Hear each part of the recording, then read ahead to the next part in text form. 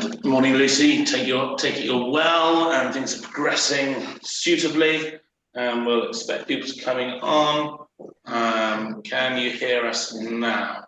Yeah, I can hear you. And can I just check you can see the screen? I can see you sharing the screen. So sharing the screen, you've got the presentation, etc., which is and I've got a cup of tea. Yeah. And I'm going to jump off now and I'll manage the chat box, okay? Excellent. Looking forward to it. Yeah. So we'll do a quick morning, and as people begin to come on now, we'll say good morning. And as it is officially 29 minutes past, we will be starting in approximately a minute. So I'll dance in the meantime, just to keep you entertained. And then we'll move forward. And it's been, I suppose, an interesting time as we're, over the last few months, as we've kind of gone into lockdown, then gone right the way through it, and then discovered the challenges of getting out of lockdown, then the threat of going back into it and up and down. It's brilliant. We're being joined from the Maldives this morning as well. So morning, Janet. So I take it you're well out there and enjoying the heat, albeit I think you're all still in lockdown and getting flights in and out is a bit of a challenge. So at this point, we'll kick off. So I'll say good morning, welcome, and as we move forward through this lockdown, we've been asked about various elements. We've had various things come through as being subjects we'd like to cover. Over the last few months, we've had some amazing speakers. We've had Alison Edgar talking on sales, Philip Hesketh, really talk about the way the world was changing, Richard Maloney on teams, and Paul Dunn on mindset and purpose. And coming up over the coming weeks, we've got Ban Green of Canary talking on communication. I'm sure we'll be seeing Jim James back. Helio Vogas is coming on to do a deliberate Q&A in relation to leadership questions and how to actually lead teams forward and through the whole of this time and well into next year.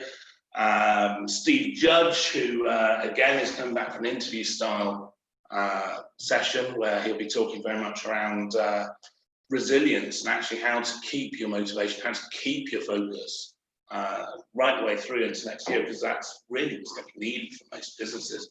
And in relation to that session in a couple of weeks' time, if you've got deliberate questions you'd like us to cover, then do please send them in to us, and we will therefore raise them with him directly. I think we will be aiming to have a deliberate open mic session with him. And then in September, and we've got our very own Mark Allen, who's going to be doing a session on marketing and actually an overall marketing strategy for a business rather than what we tend to get focus sessions. But today, don't get too excited. Today, you've got me. I hope you're all excited by this. I don't see too much excitement going on here. This is shocking. But today, actually, this is a session which has come around really as a result of a couple of requests, really about looking. Oh, thank you. I think that's Jo saying that she's excited. I'm excited. Oh, you're excited too. Thanks. You're excited. Oh, look at this. We've got excitement all over the place. So today is really about understanding perhaps a little bit about how some of these rules have changed and perhaps how to bring this into your team and how to communicate it across. Because actually there are challenges at every point. And at the start of this, we were introduced to this idea of we're all in it together. We're in this together. It's an interesting statement. And coming into this session, I want to kind of, I suppose, not challenge it a bit, because there is no doubt. It is absolute truth that we're all in it. it's a global pandemic that's affecting pretty much the whole planet. A likely global recession, so likely at this point because it hasn't actually arrived yet, but I think there's no doubt that it will. But from very early on in this, it became clear that the statement that we're in it together possibly isn't quite right. We are absolutely all in it, but actually we're each in it in our own way.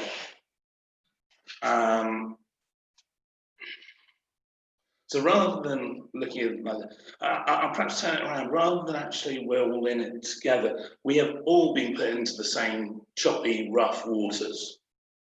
But we are all in our own boats. Now, we're all in our own boats as businesses, we're all in our own boats as families, we're all in our own boats as individuals. And that, to my mind, creates some real challenges with how we move the culture and the values and the rules for our business environment forward, when actually so much has changed, so much has been disrupted. And actually, we're all in our own boats in so many different ways, and then we are all facing our own challenges in order to progress. And that in itself makes life really quite disrupted. And it doesn't matter where you are, the current situation has caused changes in your life. We're all in very unique situations. The perceived real dangers that we face are the focus that we'll tend to hold as individuals. And we hold those perceptions individually, not as groups, not as a whole, not all together. And it's quite interesting, if anyone looks at the infinity pool that is Facebook, you'll find there are so many different opinions thrown out, and people are passionate about those. They're so passionate that they will dismiss anybody else's points. And yet, coming through this, well, looking at the alternative perspectives, well, it can be really tough, especially when there's so much emphasis on all the different boats that aren't yours. The emphasis on those who are concerned, because some people are concerned they're going to catch COVID. That'd be horrible. Other people are very dismissive of it, and they're nonplussed by it. They don't view it as being a threat to them, especially the younger generations. Fortunately, I still sit in that for at least another week. Some people are worried about the economy. Others actually, they're not, because they probably won't be affected. Some believe our civil rights are being infringed. Others actually believe we should do whatever is necessary to protect lives. Some want face masks to be worn. I have my George Clooney one, which I think suits me very well. People barely notice. Others are unconvinced that the research is right. And in fact, whole countries are opting themselves out of face masks, and other countries are opting themselves in. So it's not clear cut. Some can't wait for the schools to be open. Some parents are then simply going, well, actually, we don't want to open up the schools too soon. There are people already saying they don't want their kids to go back in September. I, on the other hand, wanted my children to go back in May, April, especially having lived with them for a few months. Some are worried that they're missing their summer holidays. Others can't understand how anyone could possibly contemplate going away right now. How could you travel in this? You get the idea. But then it comes to the effect on individuals and individual households, because you've got the different boats there, if you like. You've got the NHS families where they're the frontline workers. They're seeing and dealing with the actual horrors of this illness every day. You've got care home workers who are actually prepared to go and move in into their care home and actually move out of their own homes for months at a time.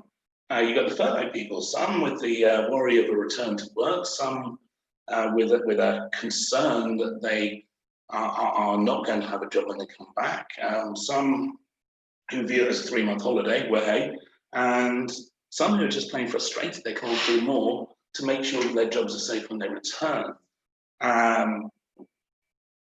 Homeschooling parents, some loving it, some hating it, some doing nothing with it. You got those affected by COVID deaths in the family, unable to say goodbye. You got those who are affected by deaths unrelated to COVID and unable to celebrate lives. Children, some are getting extra attention, some are being ignored, some are being neglected. The grandparents who are missing their grandchildren, the grandparents who actually their lives continue as they were. My God, the list goes on. Everyone in their own boat, and most boats are being rocked on heavy seas. And then there are the business owners, kind of the business leaders. Some businesses are doing great. Most have had a rocky time of it, but some are doing great. Many have taken on debt. Many are worried for the future. Others are struggling to recover, working crazy hours, doing everything to survive, drive or thrive. Others are facing the challenge of losing their teams or worse. Hell, you know the score on this, like you're living it. So as we start this session, can I ask that in order to understand the rules and the rules of the game and the cultural elements as we come through this, that actually they won't necessarily be the same as yours, and understanding, being able to look at things from different angles is incredibly important. And it's okay that people don't have the same opinions as you. It's okay that they don't share the same views. It's okay that they have different fears. And that applies to your family, your friends, but also to your team and your suppliers and your customers. Everyone's in a different position, everyone's different boat, and we are all in it, but we are all in our own boats. The seas are different to each of us, and each of us must do what's right to make sure that our boat actually survives. And that might not be the same as the boat next to us. That's okay. But if we come into this, if we can keep that in mind, because it's probably one of the biggest elements that lets you create a proper approach for your team, for your business to move forward. So this session is overall about the rules of the game. The rules of the game, in simplest terms for me, this is just the way we play, the way we play. It's the way we approach our business, the way we actually move things forward, and the way that we drive it.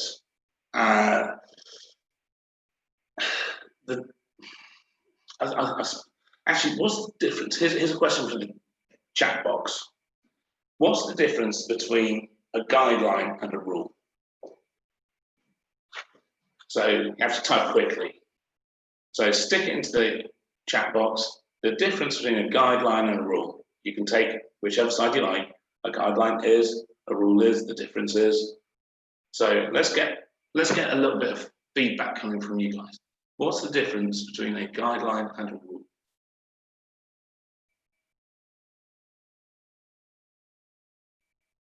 Lucy, so a guideline is open to interpretation. A guideline is a suggested course of action. You can ignore a guideline with no consequence. But you should probably, I like that, but you should probably pay a bit more attention to a rule. A guideline is a recommendation, a rule is mandatory. Rule equals do it. A guideline, think about it. And it's been very interesting coming through the whole of the last few months that some things have been guidelines, then they've been laws, then they've been guidelines, and there's this complete flexibility. What happens in our businesses if we create guidelines and not rules?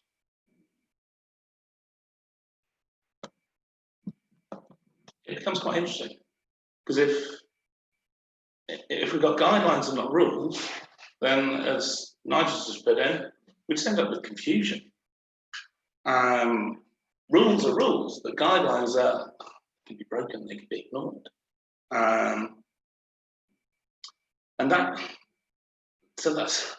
So a rule is only something that can be broken in extreme circumstances. A guideline, well, it's optional. And in life, we actually run our life by our own inherent belief sets and set of rules. They're not written down as a general rule, but they are a list of values that we hold to, and we extend those to our family, our friends, our environment. In fact, in many cases, those who do not share that same kind of value setting a guideline, and it's a guideline really because it's not written down, well, they simply won't be part of our lives because we won't attract or invite them into our lives. We won't invite them into our circles. And we recognise when we get family members who don't perhaps share the same rules, because they're the black sheep in the family. They're the ones who we tend to choose to ignore and pretend don't exist. But usually it's because they don't quite sit with what we do. So in our lives, we run our lives by rules. They're not written. They are guidelines. We will sometimes break them. But actually, when push comes to shove, they're rules because we will only break our absolute ones. And it's amazing how these rules vary. Some people have rules based entirely around political elements. One of my university friends is great that everything comes back to politics. I'm fairly certain COVID was caused by politics. And very quickly, it was a blame game.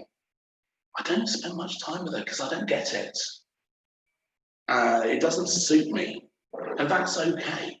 It suits her.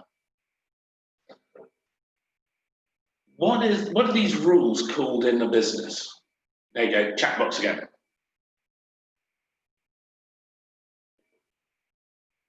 What are these rules called in the business? The way that we live our lives is a choice that we make. What are they called in business? I have to make it type quickly. Terms and conditions. So a list of rules, an actual list of written rules on how third parties will engage with us. Contracts. So an actual legal rule.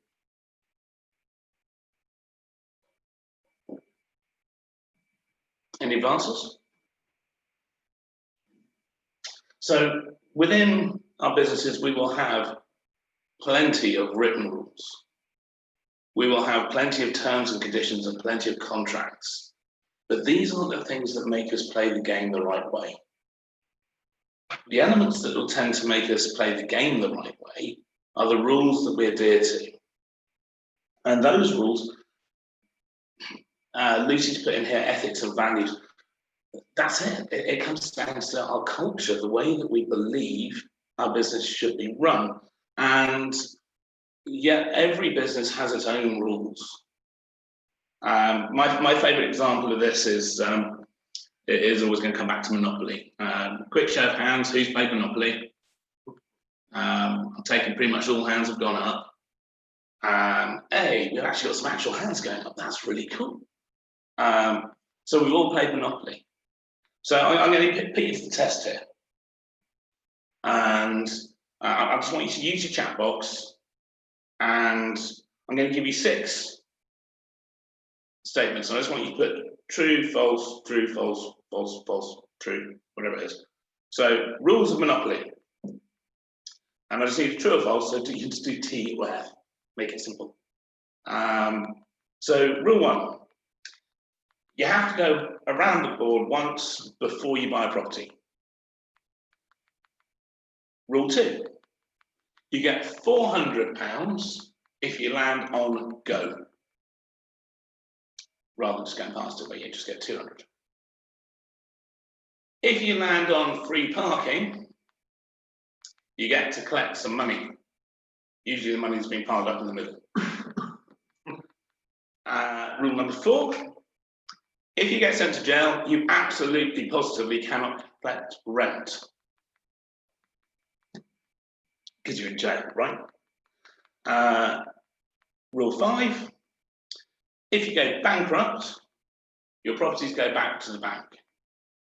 Oh, Karen, no sitting on the fence. You have to make a decision. So if you get bankrupt, your properties all go back to the bank. And rule number 6. You have to wait until all the properties are sold before adding houses or hotels. Look at that, lots of falses, lots of truths. So let me just run through them quickly so that we put anything in debate to bed. Remember, Monopoly is an anti-capitalist game, so it is about creating a bankruptcy and wiping your competition out. It is quite an evil game when push comes to shove. So it's good fun, and it's a joke that I always win. So rule number 1, you do not have to go around the board once. Rule 2, no, you don't get £400, you get £200, same as everybody else. Free parking means absolutely nothing other than it does nothing. Rule number 4, you can collect rent when you're in jail. They're your properties, it's irrelevant.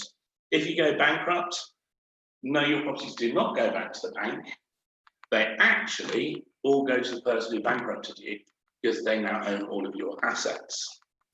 If properties were mortgaged, by the way, then they get them in a mortgage state and have to pay to unmortgage them because the bank gets its money. And as soon as you've got a set of 2 or 3, you can actually put your houses and hotels on at any point in the game. So in fact, all of those rules are false. And yet within the way we play, we change the rules. We change the rules to suit us, to suit the way we want to play. Some people will play it, if you roll quickly, then you get away without paying the rent. We've stopped that because our children fight too much. So the reality is, we all have these rules. It's the same game. They're house rules, if you like. And they're written down, the official rules are written, but we just make our own rules up. Why do we make our own rules up? Because it makes the game suit us. And that's what we need to do in our business. We need to create the rules. And in our business, it comes down to those ethics and values. And our ethics and values, well, that's actually the culture of our business.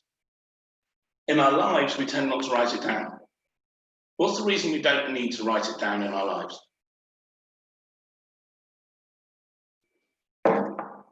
You can type in. I'll give you a count of 5 to type in this time. Go up to 3, 4. Because we know it, we live it. It's just inherently part of our identity. Thank you, Nigel. It's inherently part of who we are. And therefore, we don't need to write it down. We can see when other people don't sit within that set. That's okay. They just don't belong in our circles. And yet we then create a business. Who do we invite into our business? Suppliers, customers, team members. And what happens if, well, will we just attract people who have the right skill sets for our business, who absolutely share the same all-round life values as us? Possibly. But most of us will spend a really long time looking. What we tend to look for when we're looking for people to join our teams or to do business with are people who can actually fulfill the requirements of the role, the purpose that we're in contact with. And therefore, actually, it means that they tend not to necessarily have the same culture or the same values. It doesn't mean they have opposing ones, it just means they're not the same. Whose job is it in your business to ensure that everyone within your business has an understanding of how you want your business to run? Instant text box. Whose job is it to make sure that everybody in your business behaves the way you want them to?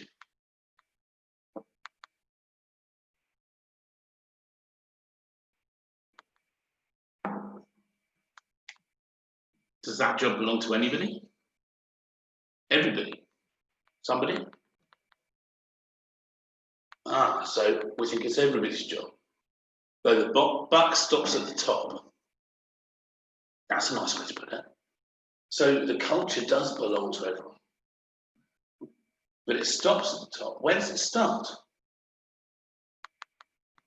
It leads from the head. It leads from the start. I love the whole tea. Thank you for that. We like tea. So actually, it starts from the top. The culture, the shape of the culture of your business absolutely comes from everybody within the business, but it starts at the top and it's yours to shape. What happens if you don't shape it? And you have what's called an organic culture. What happens then?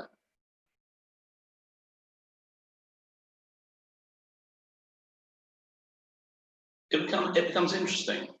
Chaos, maybe. Confusion, mixed values, maybe.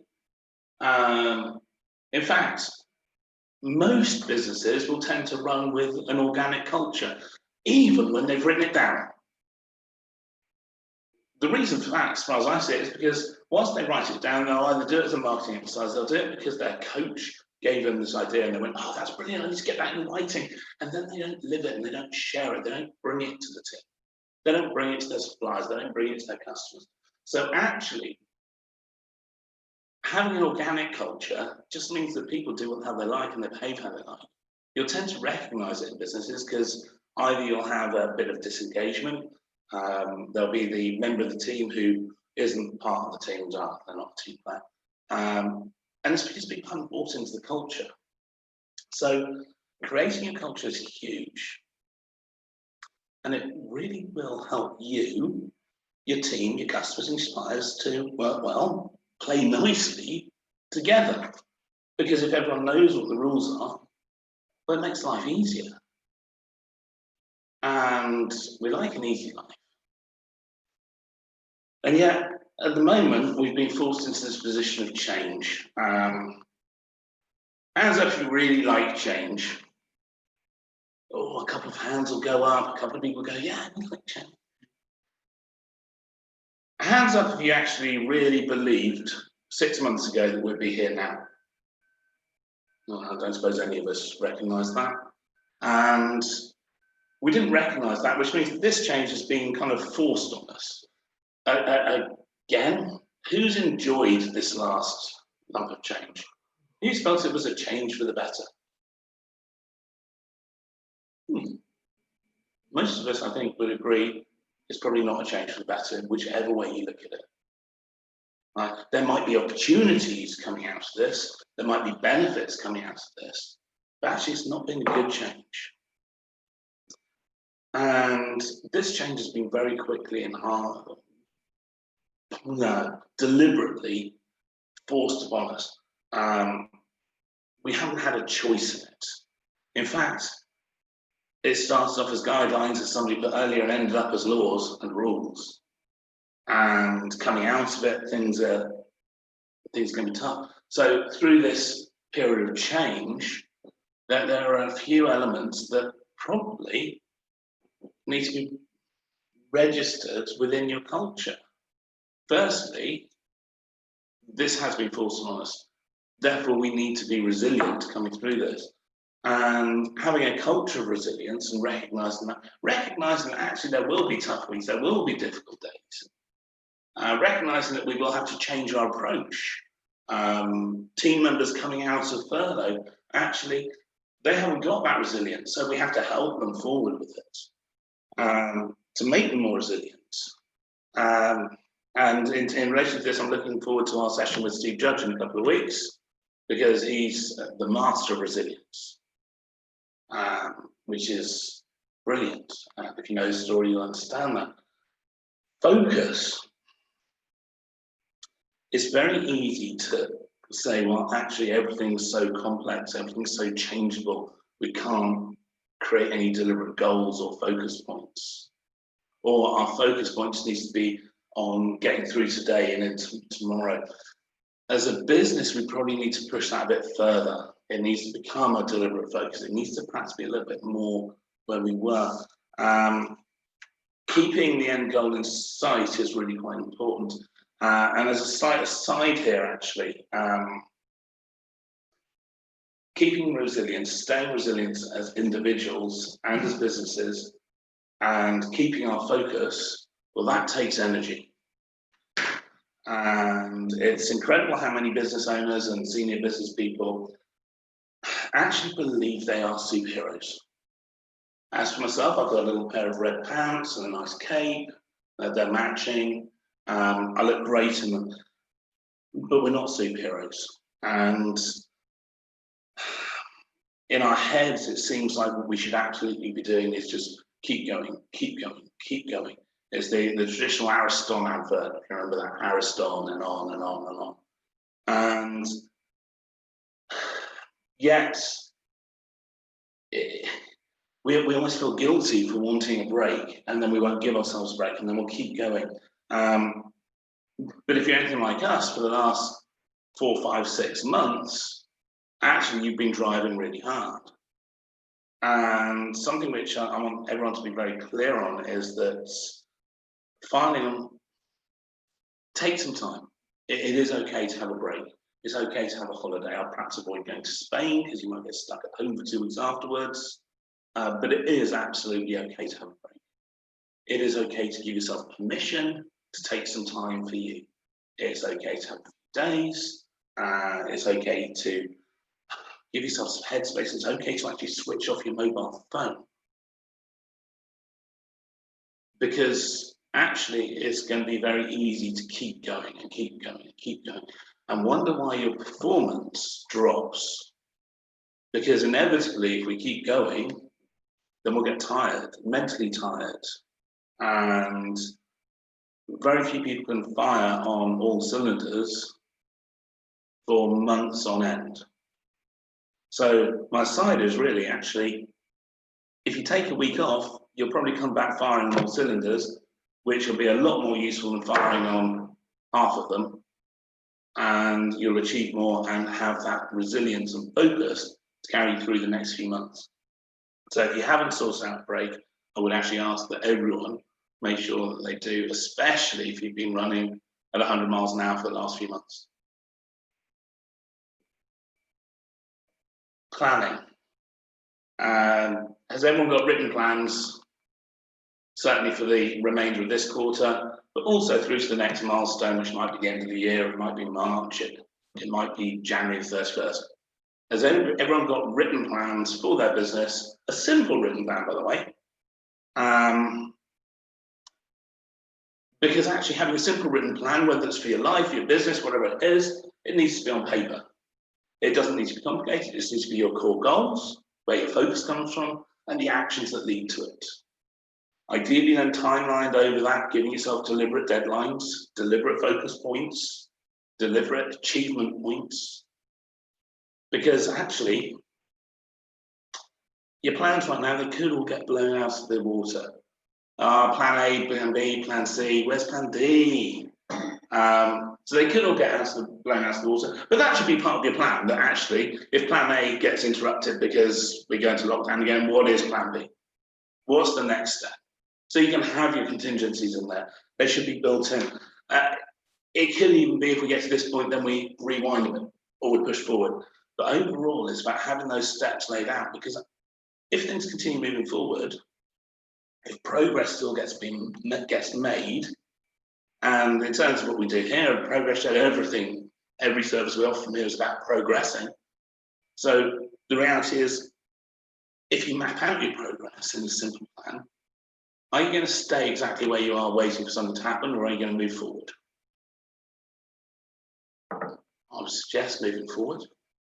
And do we want to move forward, or do we want to stay where we are? Well, any business that stays where it is, well, it's not staying where it is, it's actually going backwards. Doubly so at this moment in time. So any point of recession, businesses that don't get proactive and move forward, don't think far enough ahead. It was quite interesting, Rolls-Royce making their redundancies a few weeks back. They weren't worried about the next 6, 12 months. They are looking at the 3-year point and saying, what do we need to do to make sure that our business is in good shape then?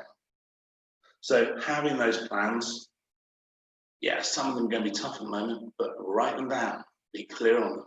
Make sure you're following them. Make sure you're challenging them. Be prepared to write them down and start again. Have your contingencies. But planning is so important for businesses right now, at whatever stage you're at. And then you have your rules. Your rules, well, you can have two sides to the rules. You can have the actual terms and conditions, the terms and conditions of operating, of working with us, of working in our environments, the rules around being socially distanced, and which I think is a horrible phrase. Physically distanced makes more sense to me. You can have your rules around where you sanitize, having your signs on the floor, wearing your masks here, doing this, dancing like this, whatever it might be. But the most powerful part to keep your business moving forward is actually going to come into the way you play your game, and the way that everyone within your team, everyone around you understands how you play. And that comes from your culture. But then we're in this different environment. Things, again, in case we didn't notice, things have changed. Quite drastically, actually. We've got many people working from home. Other people coming back to the office. It comes back to what I was talking about at the beginning, that everyone's in a different paradigm, everyone's in a different position.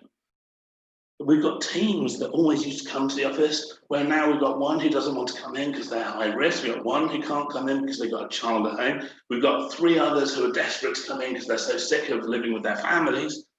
Oh, my life. Do we need new rules? Do we need new culture? Do we need a relevant culture?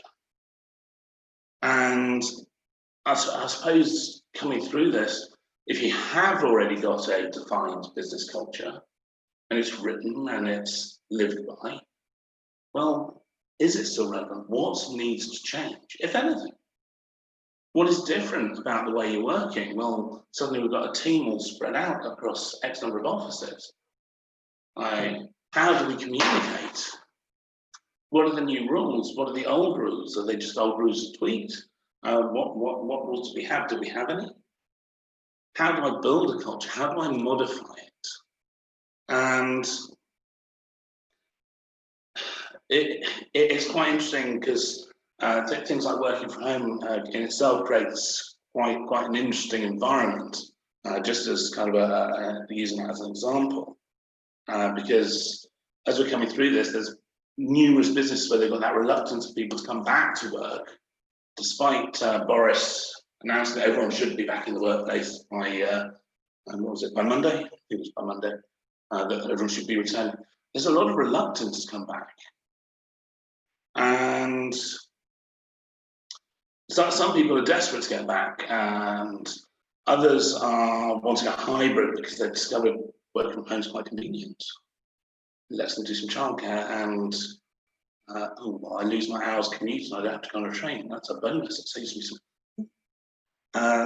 Then you've got, yeah, I mean, you've got some people deciding they're more efficient from home, and yet the actual impact on people is that the majority have less social interaction. The over a cup of coffee chats with teammates, with suppliers, with customers, and this tends to lead to less actual engagement of people within the business, which in turn leads to less cohesion, and generally that leads to a drop in productivity, which for most businesses isn't a good thing. A drop in productivity, I mean, challenge me on that if you like, but a drop in productivity tends to be the opposite of what businesses want. And by the way, if you're actually looking at going, well, no, I definitely want my team performing less well, then that's an interesting standpoint. And yet, very few businesses have actually created positive rules and culture around this environment. Many have just gone, yeah, let's have a meeting here, let's have a meeting here. Like, great, we'll catch up with them there. Back in March, when everyone went on furlough, yeah, we'll catch up with them each week. By April, we'll catch up with them next month. It's fine. As a leader in your business, the rules stem from you.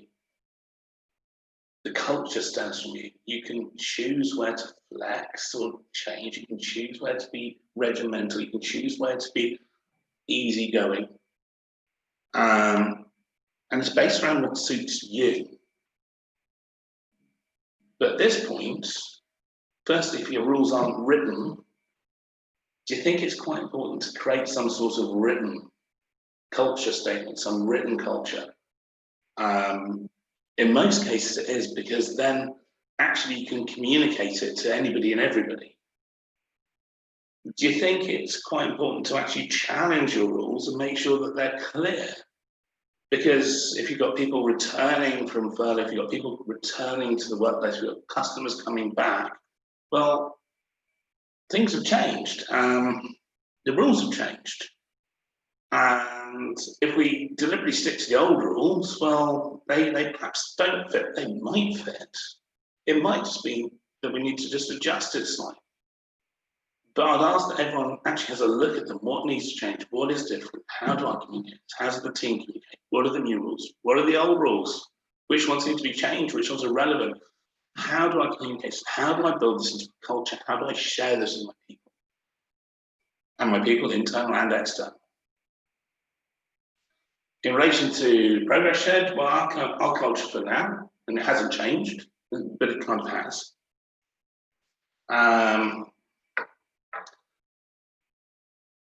We have three core elements of our culture. You can go with more. We're just a bit simple, so we like three. I look around the room here and I know we're quite simple. It's a positive thing. There's no disagreement, which I always think is nice. But this is our culture for now, our rules for now. And they probably won't change. The angle and the emphasis within them has. So we have ambition. But our ambition in the current environment means progress. And right now, we must progress, and we must help every business that we work with to. Integrity means that we are fully committed to our purpose. We will deliver on our promises for every business and every client, which means actually we're very clear on our rules there. We also have the right way, and right now that actually means we will always do things the right way. We won't cheat our way to success at the expense of others in particular, especially when the times are hard. It's easy to cheat. You'll notice this in Monopoly. If somebody's winning, then it's perfectly fair to catch them when they're not paying attention.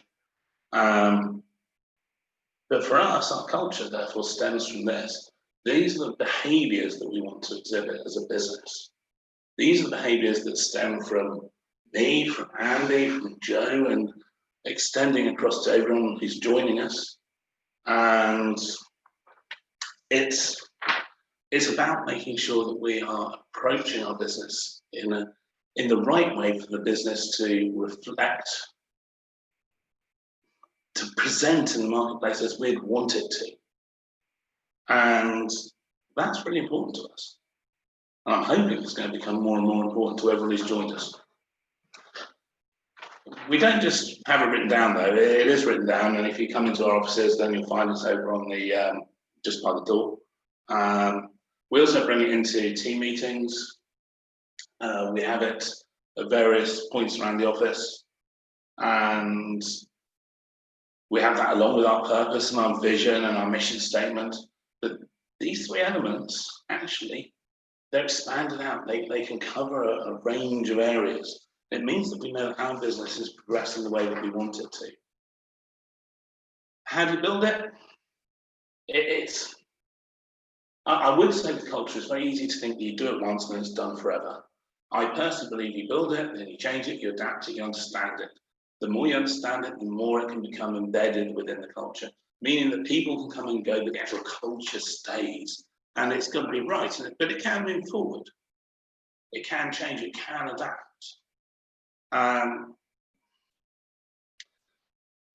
If you haven't done this before, or if you're challenging it, this is a great way to start. I'm going to suggest that actually you, as an individual, just put down the 5 behaviours, and I'll probably go with behaviours rather than values, so how you want to be seen, what you actually want to be seen doing. But 5 behaviours you want your business to live by. Ask your team. Ask those around you. What are 5 behaviours you're team wants your business to live by. Ask your customers, what are the top 5 reasons they enjoy working with you? And it might be that they can only come up with 1 or 2, so you compile a list. And what are the 5 behaviours other people like about your business? Suppliers, friends, family, neighbours. What are the things they like seeing about your business? Because what you then do is you create a list of behaviours. You can then divide it up. And behaviours are just probably generally easy to articulate than anything else. We can divide them up into different piles and compile them in. Now, you can have as many points of culture as you like. Action Coach, which I've been part of for 7 years, we have 14 points of culture. I did say that I was quite simple. 14 for me is too many. And don't get me wrong, the points of culture I think are amazing and brilliant, and they all have true meaning. And when you run through them, actually you sit there and go, yeah, makes sense. I like that. The reason it's too many is because I can't remember all 14. And interestingly, at conference, there have been 2 sessions run over the last 7 years where they've run through and used the 14 points of culture as the framework for a coach's session at our conferences. And I reckon less than 10% of the room recognised we're going through our points of culture until it was pointed out that those were our points of culture. So if it's too complex, if it's too difficult, then it can be really powerful, it can mean a lot, but it does nothing. So we've taken our 20, in fact, we've probably ended up with about 50 points. We put them into different piles. We took them from testimonials, we took them from feedback forms, we took them from what we believed. And we just divided them into 3 categories, which is hence we came up with those 3 core areas of ambition, integrity, and the right way. And within that sit all the other points. It's about deciding what's important to you. It's written by you. They're the behaviours that you want to live by. They are your rules. And as Jim Lawless wonderfully puts it, challenge your rules. Challenge them daily, hourly. And you can have 12 or 14 points. It's your choice. I would probably suggest that you aim at 5 or less, because then it becomes easier to articulate and share with the team, because it's not about just putting it in your own head. Create your rules, consider whether they need to change, how they need to adapt, share them with your teams, add them to your website. But most importantly, are these the rules that will help you to stay focused, your business to stay resilient, and actually lead to your future success?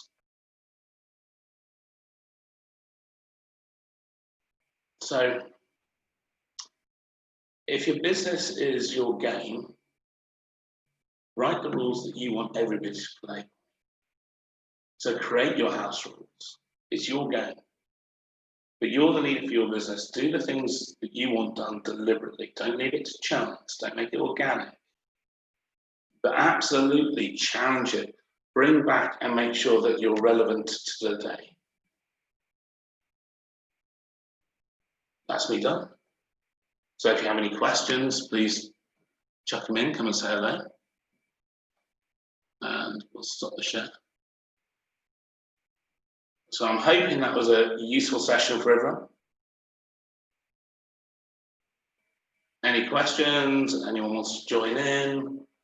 Then feel free. Any feedback? Anything else you want to add? And if anyone wants to unmute themselves and say hello, then feel free to.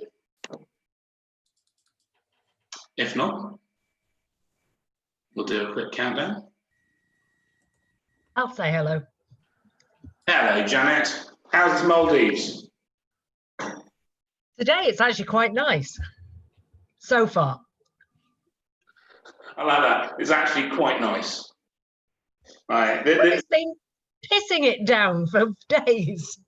This is like typical of somebody who lives in a ski resort saying, "Oh yeah, well the snow wasn't too good, so I didn't get out of bed this morning." Yeah. This is those on holiday goes, "It's amazing, just a little bit of rain, Janet. It's warm rain." And let's face it, was it 25 to 32 year round? Yeah. In fact, 25's cold. So Janet, are you enjoying holding down 4 different jobs and juggling lots of different hats out there? I'm getting a little bit confused. I just wish one of them would start paying me. They'll get that. Yeah, you'll be very busy soon doing all the training. Yeah, hopefully. Yeah, That's the idea. training on the hygiene that's going to be needed. Yeah. So overall, I hope that was a great session for everybody. And I hope everyone's got something they can use. Oh, sound shouldn't have disappeared, but great to see you again, Carolyn. Have a great week. And yeah, we'll see you next week. And Joe, you appear to have a child in the background. I don't know. I keep trying to get rid of them, but they keep coming back. Hello. Hi, Marianne. Hi. How are you? Good. Excellent. Janet in the Maldives. Oh, Yeah. You've got another one now. Hi, Abby. hi. Abby wants to know if you've stolen her mouse. Yeah. All right. I'm going to log off because I've been interrupted now. Bye. Catch up with you soon, Janet. All right. Hey, I'll drop you an aisle. Okay. Bye. Bye. Ladies and gentlemen, thank you very much for joining us this morning. Have a fantastic week. Next week, we've got Banbreen, who, if you haven't come across Cuneri, then look them up, based in New York. Brilliant company and a great session on communication, assuming you did the one I saw a while ago. So looking forward to that. Same time next week, where I will no longer be one of the young people who can ignore COVID, because I will be hitting 50. So. And I was supposed to be in the Maldives, so feel sorry for me now.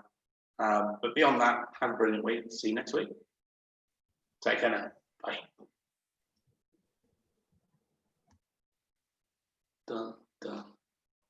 Oh, no, right. I'm not dead.